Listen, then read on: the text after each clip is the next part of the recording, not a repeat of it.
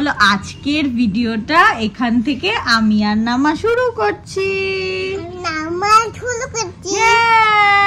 বলো তোমরা সবাই দেখতে থাকো, সবাই মিলে দেখতে থাকো। হ্যাঁ, আর কি করবে মিঠি? কমেন্ট। হ্যাঁ, কমেন্ট করো। মিঠি কিন্তু বলে দিয়েছে কমেন্ট করতে, তোমরা সবাই কমেন্ট করবে। হ্যাঁ, তো চলো আজকের ভিডিওটা সকালবেলা থেকে শুরু করছি। আজকে ইন্ট্রোটা একটু অন্যরকম হলো। আজকে যেহেতু মিঠি ছিল, মিঠি সেই জন্য মিঠি আর আমি দুজনে মিলে আজকে ব্লগের ইন্ট্রো দিলাম। তো অনেকদিন পর আবার একটা ভিডিও। তো চলো সারাদিন কি কি করি দেখতে থাকো। কমেন্ট করব? আচ্ছা, কমেন্ট করব। বলো বন্ধুরা সবাই কমেন্ট করো। হ্যাঁ বলো, নামার চ্যানেলে সবাই কমেন্ট করো। হ্যাঁ, সবাই করো। মিঠি, তোমার বাড়ি কোথায় মিঠি? হ্যাঁ, ও আচ্ছা। আর মিঠি, তোমার বাবার নাম কি? আচ্ছা আচ্ছা আচ্ছা। মিঠি, ও মিঠি, তোমার বাড়িতে ওই যে কালকে যে সব কি এসেছিল, বেজিটা কি করেছিল একটু বলো তো মিঠি। হ্যাঁ, তাই? তারপরে কি হয়েছিল মিঠি? হ্যাঁ হ্যাঁ, তাই? কাকে? আচ্ছা, বেজিটা কি বেবি না বড়? ও কথা শোনে না? না, হ্যাঁ, দুষ্টু, বোঝেই না। মিঠি কত সুন্দর কথা শোনে, তাই না? কি খাচ্ছ মিঠি? আচ্ছা, মিঠি ক্রিম বিস্কিট, এই চোখ মুখ আঁকা ক্রিম বিস্কিটটা খেতে খুবই ভালোবাসে, কিন্তু এটা তো খাওয়াটা তো ঠিক না। ওই জন্য একটাই বিস্কিট মিঠিকে দুটো করে দেওয়া হয়েছে, কারণ অনেকটাই বেলা হয়েছে, ও বাড়িতে গিয়ে ভাত টাত খাবে। তো সেই জন্য একটা বিস্কিট ওকে দুদিক দিয়ে ভেঙে দেওয়া হয়েছে। তো ওটাকে দুটো ভাবছে। ও আবার একটা জিনিস নেয় না, ও এই হাতে একটা নেয়, এই হাতে একটা নেয়। ওটা আর মানে খুব একটা করতে পারেনি। আর ক্রিমগুলোকে চেটে চেটে খেয়ে নেয়, জানো তো। মানে কি বলবো, ওটা সবাই বাচ্চা বয়সে সবাই এটাই করে, আমরাও এটাই করতাম। মানে ক্রিম বিস্কিট নিয়ে ক্রিমটাকে খেয়ে নিতাম, দিয়ে বিস্কিটটাকে রেখে দিতাম। আমি তো বিস্কিটটা রেখেই দিতাম, খেতাম না, আর ক্রিমটাকে শুধু খেয়ে নিতাম। তাই না মিঠি? তুমিও তাই করো? শুনছে বসে বসে।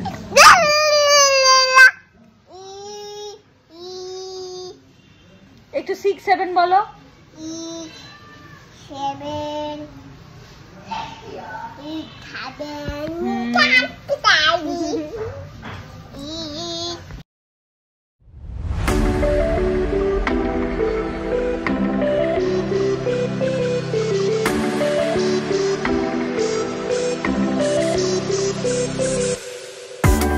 তো তোমরা আমার ঘরের অবস্থা দেখবে, দাঁড়াও।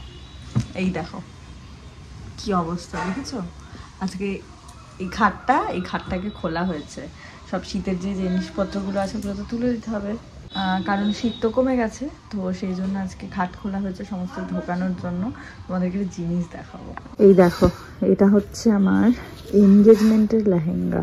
তো এনগেজমেন্টের সময় আমি এই লেহেঙ্গাটা পরেছিলাম, কলকাতা থেকেই কেনা ছিল, প্রাপ্তি থেকে কিনেছিলাম মনে হয়।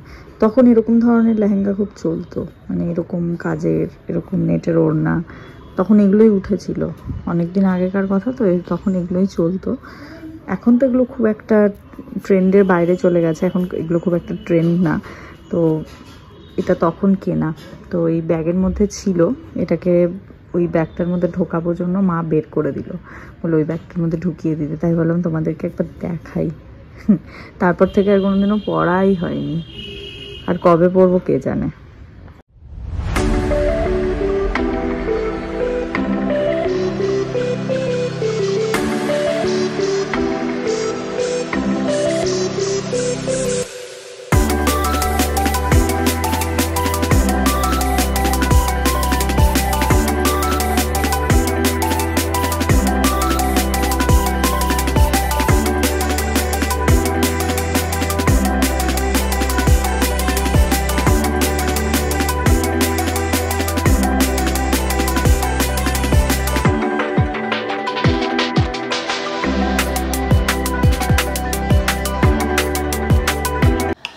তো এই যে দেখো এখানে এখন স্নান টান করে পুজো দিতে চলে এসেছি। তো সেদিন আমি আর মা বাজারে গিয়ে ঠাকুরের জন্য এই কটনের কিছু কাপড়গুলো কিনে নিয়ে এসেছিলাম। তো কাপড়গুলো দেখো কি সুন্দর না, আর ভীষণ আইসুদিং, মানে গরমে ঠাকুরের আসনে পাতার জন্য একদম পারফেক্ট। তো সেই জন্য অনেকগুলো করে নিয়ে নিয়েছি, কারণ এগুলো না সব সময় পাওয়া যায় না, এই এত সুন্দর সুন্দর কাপড়গুলো। এরপরে পয়লা বৈশাখ আসবে, তখন আর দেখবে এগুলো এত সুন্দর পাওয়া যাবে না, মানে আমরা যাওয়ার আগেই অর্ধেক ভালো জিনিস বিক্রি হয়ে যাবে। সেই জন্য একবারে বেশি করে কিনে নিয়ে এসেছি। তো এখানে আজকে বুদিয়া সন্দেশ সমস্ত দিয়ে ঠাকুরকে কিন্তু পুজো দিয়ে দিলাম। আর কেমন লাগছে আমার ঠাকুরের আসনটা অবশ্যই কিন্তু তোমরা জানিও। তো চলো এখন স্কিন কেয়ার করি। তো এই যে স্নান টান কমপ্লিট হয়ে গেছে, স্কিন কেয়ার করা হয়ে গেছে, সমস্ত কিছু কমপ্লিট, পুজো টুজো দেওয়া কমপ্লিট। তো চলো এখন লাঞ্চ করবো। আজকে অনেকটা দেরি হয়ে গেছে এখন, তো এই ঘরটা পরিষ্কার করতে গিয়ে রোজই দেরি হয় আমাদের, আজকে এমনি আরও দেরি হয়ে গেছে। তো চলো এখন লাঞ্চটা করে নিই, তারপরে তোমাদের সাথে কথা বলছি। তো চলো। তো এই যে এখন লাঞ্চ করতে বসে পড়লাম। তো এই যে আমি আর মৌলি এখানে লাঞ্চ করছি, আর এখানে মা খেতে বসেছে। তো একসাথে আমরা তিনজন মিলে খেতে বসি। তো এখানে ডাল, তারপরে মাছের চচ্চড়ি, মাছের ঝোল এসব ছিল। আর তারপরে খেয়ে দিয়ে উঠে একটু রেডি হলাম। কোথায় যাচ্ছি তোমাদের। তো এই যে রেডি হয়ে নিয়েছি। তো রেডি হয়ে এখন একটু বেরোচ্ছি। আজকে যেহেতু অঙ্কুশের অফিস ছুটি আছে, তো সেই জন্য ভাবলাম যে আজকে একটু বিকেল থাকতে বেরোই, বেরিয়ে একটু ঘুরে আসি এদিক ওদিক দিয়ে, কারণ ওয়েদারটা ভীষণ সুন্দর, ঠান্ডা হাওয়া দিচ্ছে, রোদ তো সেরকম নেই। তাই ভাবলাম যে আজকে একটু বেরিয়ে ঘুরে আসি। তো এই যে এই কুর্তিটা পরেছি, এটা মৌলি আমাকে জন্মদিনে দিয়েছিল, তারপর থেকে পরাই হয়নি, তাই ভাবলাম যে আজকে এটা পরি। তো চলো, অঙ্কুশ এখনই আসবে, তো বেরোই, বেরিয়ে দেখা যাক কোথায় যাই। এই দিক ওদিক দিয়ে একটু ঘুরে চলে আসবো, ওই গ্রামের সাইড ফাইড দিয়ে একটু ঘুরে চলে আসবো। তো চলো বেরোই।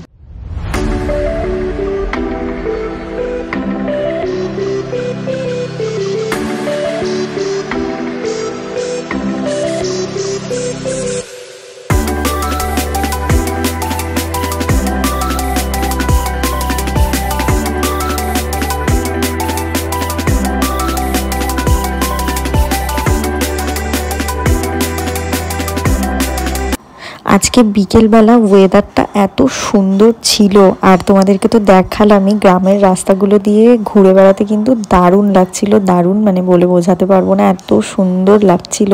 আর এই রকম ওয়েদারে দেখবে এরকম সন্ধেবেলা এই বিকেল থাকতে কিন্তু বেরিয়ে ঘুরে বেড়াতে খুব ভালো লাগে। আর তারপরে এই যে আমরা বাড়ি ফেরার সময় এই বাজারের ভেতর দিয়ে আসছিলাম, তখন দেখলাম একটা বিশাল বড় মিছিল যাচ্ছে। তো এটা মনে হয় ওই ডেকোরেটার্সদের কোনো একটা কিছু প্রোগ্রাম ছিল, তো সেটারই একটা মিছিল ছিল। তো তারপর একটু চপের দোকান থেকে চপ নিয়ে বাড়ি আসলাম। তাই যে একটু আগে বাড়িতে আসলাম, বাড়িতে এসে ওই যে চপ টপগুলো আনা হয়েছিল, ওগুলো সবাই মিলে খাওয়া দাওয়া করলাম। এখনও আজকে চা খাইনি, কারণ চপ টপ খেয়ে চা খেলে মানে একটা ইয়ে হয়ে যাবে, তো সেজন্য চা খাইনি।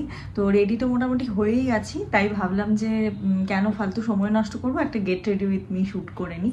তো অঙ্কুশ বেরোলো একটু বন্ধুদের সাথে, মা আর মৌলিও বেরিয়েছে, ওরা গেছে স্মার্ট বাজারে। আমি গোটা বাড়িতে আমি এখন একা, তো ভাবলাম যে না, তাহলে একটা কাজ করি, আমি একটা ভিডিও শ্যুট করে নিই। তো আমি মানে সব কিছু গুছিয়ে নিয়েছি, তো এখনই শুরু করব। তো চলো ভিডিওটা করে তারপরে তোমাদের সাথে কথা বলছি। আর ভিডিওটা করার পর আমার প্রচুর কাজ আছে, কারণ এই যে আমি এই যে দুপুরবেলা যাওয়ার সময় এক গাদা জামা কাপড় বের করে পরে গেছি, তারপরে আবার এসে এগুলোকে ছেড়েছি, তারপরে আবার এখন আমি গেট রেডির জন্য, ভিডিও করার জন্য আমার ওর প্রচুর জিনিস বের করতে হবে। মানে আমরা যারা গেট রেডি ভিডিও করি আমরা জানি যে মানে একটা মিনিটের ভিডিও করার জন্য কত কিটা বের করতে হয়, আর কত জায়গা যে অগোছালো হয় তার কোনো ঠিক ঠিকানা নেই। তো সেই জায়গাগুলো আমাকে করে টোরে পরিষ্কার করতে হবে, কিন্তু কিছু করার নেই, যেহেতু রেডি হয়েই আছি। আর আমার না একটা সবথেকে বড় প্রবলেম কি বলতো, আমি না করতে করতে আমার আর করা হয় না। আর মানে যদি আমি বাড়িতে এসে একবার যদি শুয়ে পড়ি, তখন আমার মনে হয় না আমি আর করতে পারবো না, থাক আজকে করব না, কালকে করব, এই করে 2-3 দিন ইজিলি পেরিয়ে যায়। তো কিন্তু আজকে আমার মধ্যে আমি দেখতে পাচ্ছি একটা দারুণ এনার্জি আছে। তো সেই এনার্জিটাকে আমি একদমই মিস করতে চাই না। মানে আমার ঘুরে টুরে ফ্রেশ হাওয়াতে ঘুরে টুরে আমার ভীষণ এনার্জি আজকে চলে এসছে আমার মধ্যে। তো আমি একদমই এনার্জিটাকে, মানে আমি বসে পড়লে এনার্জিটাকে নিমিষের মধ্যে গায়েব হয়ে যাবে, তো আমি সেটা একদমই চাই না। আমি সেই জন্য একদম দেরি না করে আমি ভিডিও শ্যুট করবো। তো চলো শুরু করা যাক। তো এই যে আমি ভিডিও শ্যুট করলাম, তো এই সবে কমপ্লিট হলো। আর এই যে শাড়ি টাড়ি এখনও পরেই আছি, এখনও কিছুই খুলিনি। তো এরপরে শাড়ি টাড়ি খুলবো, ফ্রেশ হব, তারপরে ঘরটর যেগুলো পরিষ্কার করা সেগুলো পরিষ্কার করব, তারপরে আমি একটু শোবো। বাপরে বাপ, একটা ভিডিও করতে যে কতক্ষণ সময় লাগে। সেই আমি শুরু করেছিলাম কটায়, প্রায় 8টায় শুরু করেছিলাম। আর এখন দাঁড়াও তোমাদেরকে দেখাচ্ছি ঘড়িতে কটা বাজে। দেখো ঘড়িতে কটা বাজে, তোমরা দেখতে পাচ্ছ? 10টা বাজে, 10টা। শুরু করেছিলাম সন্ধে 8টায়, এখন রাত্রি 10টা বাজে। কী আর করবো, কিছু করার নেই। তো চলো এখন ফ্রেশ ট্রেশ হই, তারপরে আবার দেখি কি করা যায়। একটু চা খাবো, মাসি চা দিয়ে গেছিলো, আমি তখন ভিডিও করছিলাম, কিন্তু করতে করতে আর চাটা খাওয়া হয়নি। তো দেখি একটু চা খাবো। আর আজকের দিনটা বেশ ভালো গেল, সকাল থেকে ঘুরে ফিরে মজা করে বেশ ভালোই গেল। আর তো চলো চা খাবো, একটু পরে আবার দেখা হচ্ছে। তো ভাবলাম শাড়িটা খোলার আগে একবার তোমাদেরকে দেখিয়েই দিই। তো এই যে দেখো, এই শাড়িটা পরেছিলাম, এটা আমার ঠাম্মার শাড়ি। আর ব্লাউজটা আমারই, ব্লাউজটা আমি অনলাইন থেকে নিয়েছিলাম। এই যে এরকম ধরনের ব্লাউজটা, তোমরা মনে হয় দেখতে পাচ্ছ না ব্লাউজটা ঠিক করে, এই ফোনের এটার জন্য। এই যে এরকম ভি কাটের ব্লাউজটা, তো ভীষণ সুন্দর ব্লাউজটা। এরকম ভি কাটের তো, আর পেছন দিকটা এরকম এয়ার হোস্টেস গলা, মানে কলার যেটা থাকে ওরকম ধরনের। তো শাড়িটা খুব সুন্দর, খুবই সুন্দর শাড়িটা। তো ঠাম্মা আসলে এরকম মোটা টাইপের পাড়ের শাড়ি না খুব একটা পছন্দ করে না, তো সেই জন্য আমি ভাবলাম যে তাহলে এই শাড়িটাই পরা যাক।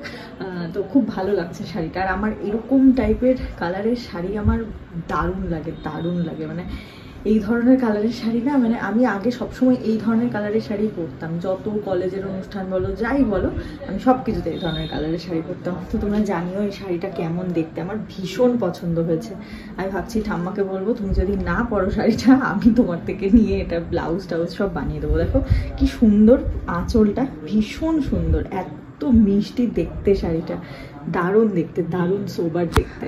তো সত্যি শাড়িটা আমার এত পছন্দ হয়েছে যে কি বলবো, ভীষণ সুন্দর। আর এরকম লাইট কালারের শাড়ি, মানে তুমি যতই ডিপ কালার পরো, লাল নীল হলুদ সবুজ যতই পরো, তুমি যদি 10টা লাল নীল হলুদ সবুজের মাঝখানে যদি তুমি এরকম একটা শাড়ি পরে দাঁড়াও, তোমার দেখবে নিজেকে একটা অন্যরকম লাগবে। এই ধরনের কালারগুলোর মানে কি বলবো, ব্যাপারটাই আলাদা। আমার তো ভীষণ ভালো লাগে, ভীষণ ভালো লাগে। আমি আরেকটা শাড়ি পরে প্রি ওয়েডিং, সরি কি বলছি, মাথাটা আমার খারাপ হয়ে গেছে। আমার আরও একটা শাড়ি আছে পুরো সাদা ধবধবে, হ্যাঁ, ওটা আমি আমার তো আমার আরও একটা শাড়ি আছে জানো তো, পুরো সাদা ধবধবে দিয়ে, ওটার মধ্যে পুরো সুতোর কাজ করা। তো আমার যখন বিয়ের সময় প্রি ওয়েডিং ফটোশ্যুট হয়েছিল, তখন আমি ওই শাড়িটা কিনেছিলাম, মানে কিনেছিলাম বলতে একজনকে অর্ডার দিয়ে বানিয়েছিলাম শাড়িটা। ওই শাড়িটা দুর্ধর্ষ দেখতে, দুর্ধর্ষ দেখতে, মানে ওই একদিনই পরেছি আমি। কারণ আমি আমার বিয়ের সময় তো আমি ভিডিও করতাম না, যদি ভিডিও করতাম তাহলে তোমরা দেখতে পেতে যে আমি ওই শাড়িটা কীরকম। আমি অবশ্যই তোমাদেরকে ওই শাড়িটা একদিন দেখাবো।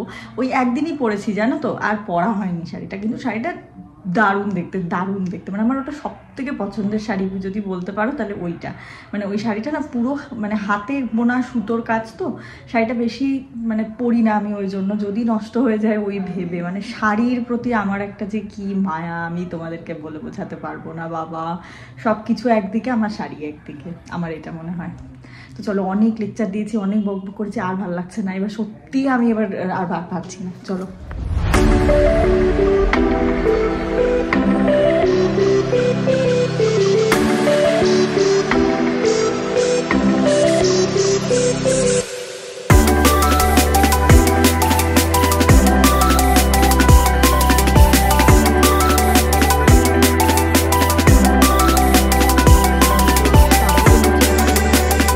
মেকআপটাকে রিমুভ করছি।